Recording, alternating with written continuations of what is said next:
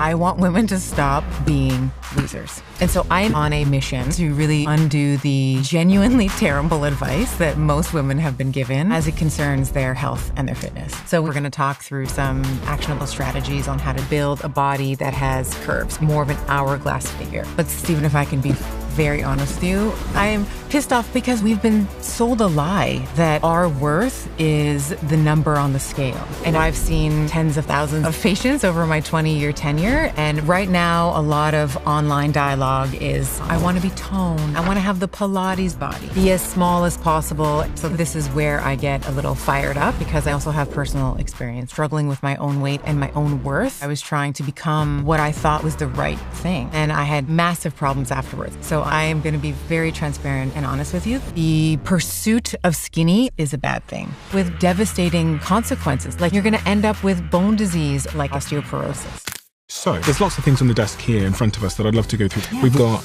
these 5 fitness myths. Yes. So one of them, for example, is a lot of women are scared to consume more carbohydrates because they think it's going to make them fat. But we need carbohydrates for our mood, our sleep, even performance at the gym. And then there's also women are scared that if they're lifting heavy weights, that they're going to start looking like a bodybuilder. But that's almost impossible. 97 to 98% of women don't have the hormonal environment to bulk. And then we've also got these archetypes here. So there's 4 archetypes that women identify themselves in their fitness journey. And the most common woman that I see, skinny fat Sophie. And we'll talk about what this means. So let's talk about what the women listening should understand about hormones. How do you think about fasting in your menstrual cycle? What are the specific issues that mothers face as it relates to fitness? I mean, there's lots of things that I'd love to talk about. 100%. That makes me so excited. This is super interesting to me. My team give me this report to show me how many of you that watch this show subscribe. And some of you have told us, according to this, that you are unsubscribed from the channel randomly. So favor to ask all of you, please could you check right now if you've hit the subscribe button, if you are a regular viewer of the show and you like what we do here. We're approaching quite a significant landmark on this show in terms of a subscriber number. So if there was one simple free thing that you could do to help us, my team, everyone here, to keep this show free, to keep it improving year over year and week over week, it is just to hit that subscribe button and to double check if you've hit it. Only thing I'll ever ask of you. Do we have a deal? If you do it, I'll tell you what I'll do. I'll make sure every single week, every single month, we fight harder and harder and harder and harder to bring you the guests and conversations that you want to hear. I've stayed true to that promise since the very beginning of the Diary of a CEO, and I will not let you down. Please help us. Really appreciate it. Let's get on with the show. Dr. Stephanie Estima. Why is it you do what you do? Like ultimately, what is it you're trying to change in the world, or what impact are you trying to have, and who are you trying to have it for? Well, I am on a mission to really undo the genuinely terrible advice that most women have been given as it concerns their health and their fitness. And what I mean by that is, for the vast majority of health and fitness goals for women, it's all about becoming smaller. It's about becoming skinnier. It's about losing weight. It's about dropping a dress size. Stephen, if I can be very honest with you, I want women to stop being losers. I want them to stop trying to lose all the time. And instead, what I would love for them to do is to shift their focus from losing and focusing more on what they have to gain. So how much muscle can they gain? How much bone density can they gain? How much connective tissue capacity from their joints, their tendons, their ligaments can they gain? Can they work towards building a body that they love and trust and enjoy living in? Why do you want that for women? Specifically this losing, gaining thing. We've been sold a lie that our worth is the number on the scale, which is, by the way, you know, when you're weighing yourself, this is really just a reflection of your relationship with gravity, no more, no less, right? But we are told that when we fit into a certain dress size, that we are now worthy, that we will somehow have arrived. That is not the full experience of being women. Women can be strong, women can be capable, women can be competent, and you can't do that when you're starving yourself, when you're over-exercising and you're not prioritizing your recovery or treating recovery like it is something that you have to earn. So are you saying being skinny is a bad thing, or? I'm saying that the pursuit of skinny at all costs is a bad thing. So right now, a lot of online dialogue is, strong is the new skinny. I don't want to pit those two things against each other, but I do want to, if you are obese, you are much better not being obese, right?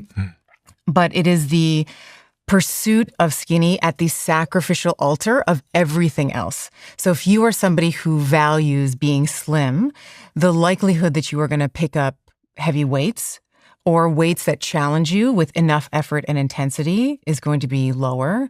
The likelihood that your bone density is going to be sufficient over the arc of your life is going to be lower.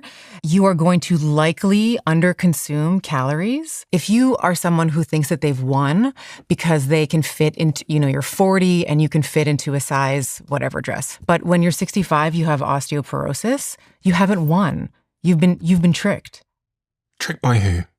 A society that tells us that our worth is solely based on how small we are. And who are you? In terms of why this matters so much to you as Dr. Stephanie. Yeah. What context do I need to know there? Because I can see you're a little bit pissed off. Yeah, I am pissed off in a loving way. Yes. So we'll say it that way. I have professional experience in this, and I also have personal experience in it as well. I have an undergrad in neuroscience and psychology from the University of Toronto. When I was pursuing that, I became a fitness instructor, I was a personal trainer. So this was, very young. I started having my first exposure to seeing firsthand how people were setting goals for themselves and having a difficult time achieving it. Went on to the Canadian Memorial Chiropractic College in Toronto, Canada. And then I've been in practice for 20 years. So I've seen tens of thousands of patients over my 20-year tenure. And the same pattern kept showing up over and over and over. And then personally, I also, just being a woman living in this society, grew up also struggling with my weight, trying to control what I ate, trying to do lots and lots of cardio to keep my weight down into what I thought was the ideal body type. I competed in a figure competition, which was really the first moment for me where I really felt like the science failed me because I had followed everything to a T. Do lots of cardio, restrict your calories. You have to earn your recovery. The day that I got up on stage, I was 11% body fat. So just for context, women have about 10 to call it 13% essential body fat. And if you go beneath that, then you start to get into a lot of trouble. So I was right at the bottom range of that. Most women, a healthy body fat percentage is something like, call it 18 to 25%. I had lost my period for 2 months before, I think it was 2 or 3 months before I stepped on stage. I ended up with hormonal issues. My period, it took a long time for that to regulate again. I gained all the weight back that I had lost. And I felt like a total failure. And I felt like the science had failed me. And it caused you a lot of pain. I hated myself. Full stop. I looked in the mirror. I hated what I saw. I would pinch, I would pick. I was like, I wish this, I wish that, I wish. The other thing I'll say is the weeks before I stepped up on that stage, people were coming up to me and showering me with compliments. People were like, oh my God, you look amazing. What are you doing? What's your program? And so I think it's so confusing for women. Maybe we lose the weight or we go on this health journey, which is often just code word for getting smaller. And we get showered with these external compliments. And at the time, I was starving because I was not eating. I was completely overworked. I wasn't sleeping and I didn't have my period. I was not the picture of health, but everybody was telling me how amazing I was, how amazing I looked. So I think that's where we get it. We hitch our worth to what the outside world tells us rather than thinking about who we need to be and how we need to show up for ourselves first in order to be able to give to everybody else, but also just unhitch ourselves from other people's expectations of us. And for the women and for all the people, I guess, that have clicked to listen to this conversation right now, what are they going to leave this conversation with specifically? And how is that going to impact their life? Yeah. So this is for women and the men who love them. So this is for everyone. Okay. I think for women, maybe you have been doing like the good girl thing, like I was doing. You're doing the things that you thought you should have been doing, but you still don't have the dream body or the body composition that you want. We're going to talk through some actionable strategies on how to do that. I think if you're in midlife, so you're in your 40s, your 50s, and maybe you're finding that you used to do those strategies and now they're not working for you as well or as much as they once did, we're going to maybe break a little bit of your paradigm and the way that you're thinking about health. And how old are you? I'm 48. I think it's important context. Yeah. That you're also a mother?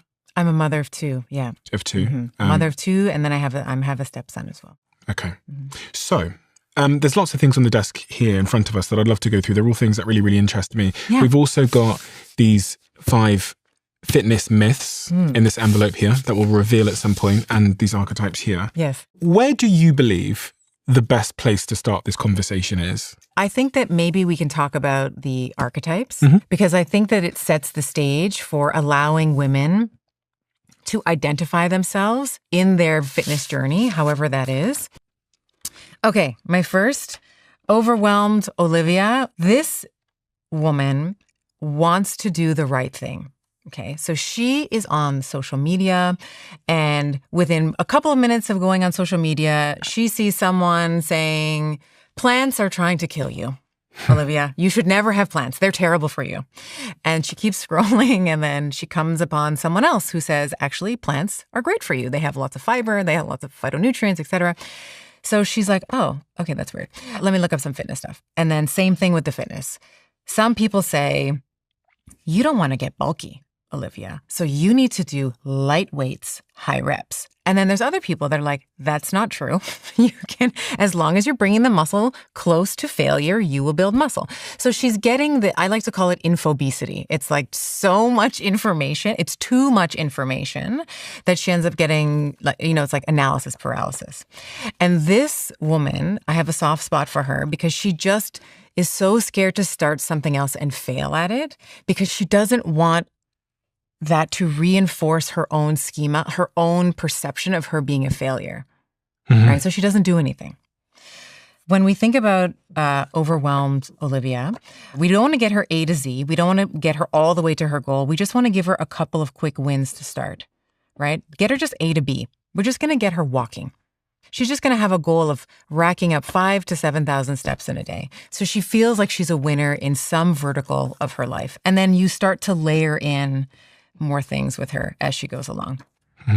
The second one is probably my favorite, the most common woman that I see, skinny fat Sophia. So the technical term for skinny fat is TOFI, thin on the outside, fat on the inside. This is a woman who doesn't present as obese, but her body composition, she's starting to see a loss of maybe bone loss, a loss of muscle, because she's very afraid of heavy weights. So maybe I'll do some Pilates, some yoga, so funny. Maybe I'll walk, right? She also calorically restricts as well, right?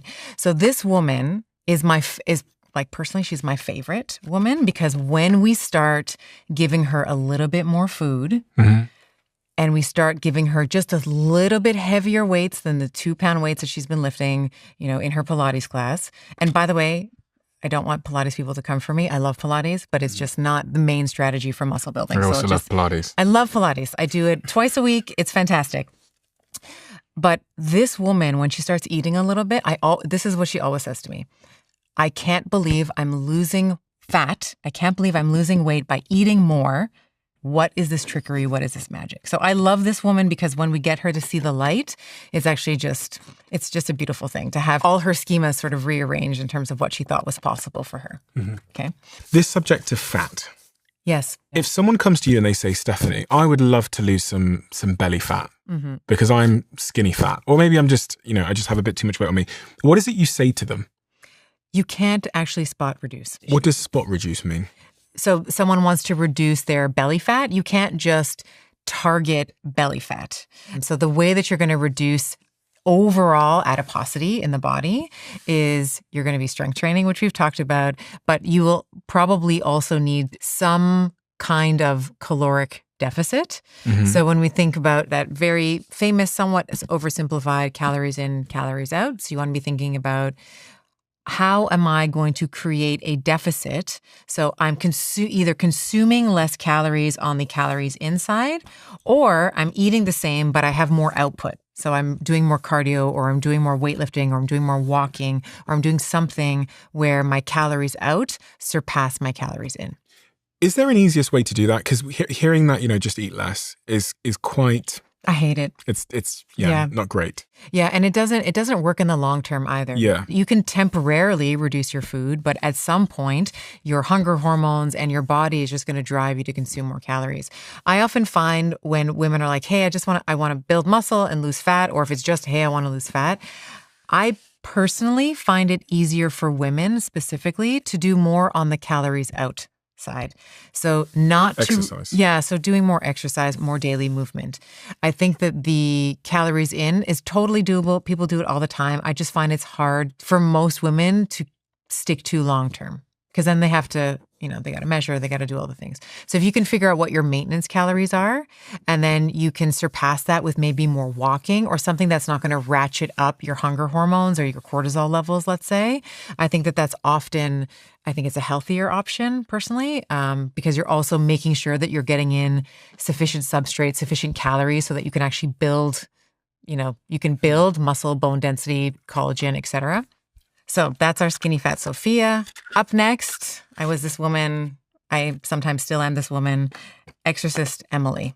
So this is just a funny word to really describe the intensity that this woman puts out at the gym, right? So this woman, you have no problem getting her to the gym. She is the woman at the squat rack. There's no problem getting her to the gym and getting her to work very hard. What her issue is, and this was me for years, is that she still has some of the Skinny Fat Sophia attitude towards food. So there's a mismatch with her between how much effort she's putting out with her exercise program and how much energy is coming in with her food. She's still under eating because she's scared of gaining weight. I was Exorcist Emily. I was, had the hoodie on, wearing the earphone. Nobody talked to me with my big earphones on. This was for me after I was going through a divorce I had very young children at the time. They were 5 and 3. So I was grieving that. And I was still adhering to this idea that I had to punish myself, that I was going to go to the gym and crush it and then follow that with insufficient calories afterwards, because I still had that, well, I can't eat a lot, I'm going to gain weight kind of mentality. So Exorcist Emily, we love her. And then the pinnacle, if you will, is the dialed in Diana. So this is the woman who has maybe made peace with some of her demons, enjoys movement, knows that it's a way for her to tend to herself. Food is not a punishment. She doesn't restrict calories because she ate too much. She fuels to nourish her lifts, to nourish her recovery, and for pleasure. Because I think a lot of women have forgotten that food is pleasure. It gives us joy and happiness. My sourdough bread in the morning gives me lots and lots of pleasure, and I will not give it up for anything. So this is sort of this is where we want every woman to be able to get to. We want her to dial in both her exercise program, her nutrition program, and to give herself some effing grace with her recovery. Yeah. You can swear. Yeah, her fucking. So give herself some fucking grace with her recovery. We just got demonetized. Okay. Okay, but I get it. So we're trying to get everybody to become dialed in Diana. Yeah. And also just know, so if you've been listening to these descriptions, like, oh, I got a little bit of the Exorcist Emily, I got a little bit of that rage or grief or something, but then I also sometimes have analysis paralysis. Like, you will also oscillate through them, and that's completely normal as well. Yeah. When you were talking about Exorcist Emily, that was wasn't a light season of your life, was it? No, it was very dark. And it was the lifting that got me through it, truthfully. Yeah. It's, sometimes when we think about resistance training, it's literally training your resistance. It's not a question for, if something bad is going to happen. It's just, it's a matter of when. So I think something, voluntarily putting yourself in a situation where you are making yourself uncomfortable, going to the gym and moving your muscles to failure is not, It's not fun. It can be quite intense, but it does train your resistance, your grit, your mental capacity to withstand, terrible things. So by the end of this conversation, everybody listening is going to be a dialed-in Diana. That is my dream. Okay, let's That is do it my then. dream. Yeah. First, we should start with debunking some of the myths. Yes. We've got 6 myths in this little envelope here. Okay.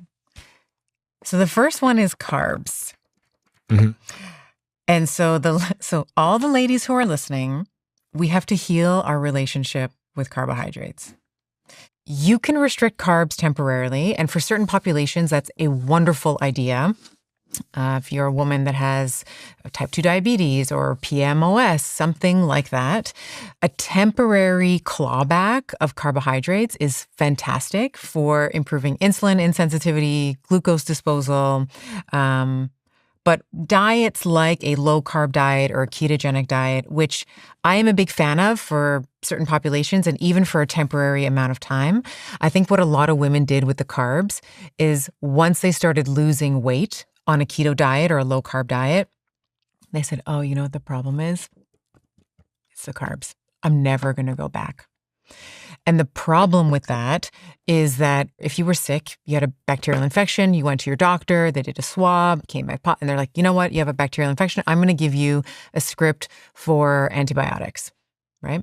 You're going to take it for the next 10 days, and then, you'll come back for a checkup and we'll see how you're doing. You do that, you follow the protocol, you take the medication. I don't think anybody listening, or at least I hope anybody who's listening, is not going to come to the conclusion at the end of those 10 days, do you know what I need to do to never get sick again? I need to continue taking antibiotics for the rest of my life. No one is going to do that. But somehow, for carbohydrates, people made the illogical conclusion that you should never have carbohydrates ever again. And for women, what I noticed, so I'm sure we'll talk about my first book, The Betty Body. I advocate for a lower carbohydrate, a higher protein diet in there, but for a transient amount of time, right? Until you achieve the goal of, reversing metabolic issues or losing some weight, et cetera, improving your period. That's another thing that we actually see is menstrual cycle regulation. But if you stay here too long, your thyroid, like so many women. What's the symptom or the consequence of your thyroid being malfunctioning? Yeah, I would say you're always cold. So your hands are cold, you're always cold. You might have very, very heavy bleeding. So your menstrual cycle during your bleed week, so that first 3 to 7 days, let's say, when you're on your period, hair shedding. So hair starts to actually fall out. Hair is not necessary at all for survival. So when you don't have sufficient calories or sufficient balance of macros, your body is going to sacrifice the things that don't matter at all to your survival. And a lot of women will start to say, hair shedding comes out. The classic sign is the lateral third of the eyebrow. We start to see the lateral third of the eyebrow start to fall out as well. What do you mean the lateral third? The outside third of the eyebrow. So the tail for most people of their eyebrows starts to get really sparse and thin as well.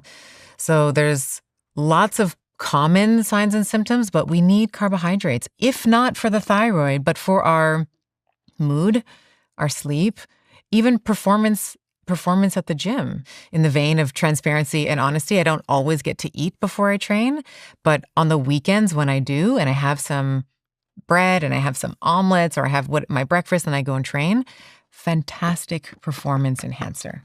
A lot of women are scared to consume more carbohydrates because they think it's going to make them fat. And this really comes down to this CIM or carbohydrate insulin model of obesity, which has kind of largely been disbanded. There's not a lot of evidence to support it anymore, but there's a lot of people online that will scare you and think, well, if you have carbs, your glucose levels might spike. And that, the way that it's often presented is that is the worst thing that ever could happen to you. But there's such a thing as too many carbs. Correct. Yes. I think that the problem is not that the carbs were the problem. It's the overconsumption of carbs, the overconsumption of fat, the overconsumption of total calories. So it's defined by calories here? Yes. Okay. Yeah. There should be a button just down below here. And if it says subscribed, you're already subscribed. If it says subscriber, that means you're not yet. And if you're not subscribed, please could you do us a favor and hit that button? It helps the show more than you know. And according to the algorithm, you're someone that watches our show, but you haven't yet hit that button. Thank you so much. What's the next one? What's the next myth in your folder? Oh, this one. I love this one. This one is women getting bulky. Women are still scared that if they engage in a program of progressive overload, which is to say that maybe you are lifting heavy weights, maybe you are doing more volume, meaning you're doing more sets or more repetitions, that somehow you are going to bulk up, as if to say that they're going to start looking like a physique competitor, a bodybuilder. It is the equivalent of saying, well, if you drive to the store to get some groceries, that you are going to be on par with Lewis Hamilton and you're going to be a Formula One driver, right? It's just almost impossible for, I'm going to say 97 to 98% of women don't have the hormonal environment to bulk. There are a few genetically gifted outliers that absolutely can, but for the most part, women cannot bulk. I don't have as much testosterone as you do. You have like 10 to 20x more than I do. So even if we train the same way, I'm never going to be able to put on as much muscle mass as you. But a gal can continue to dream, right? I can continue to hope. So bulking up, it's not a thing. What I will say though, is some people, when they do start lifting weights initially, they will start to feel a little thicker, right? Because the muscle is a little bit more swollen. There's also a layer of fat that usually sits on top of the muscle.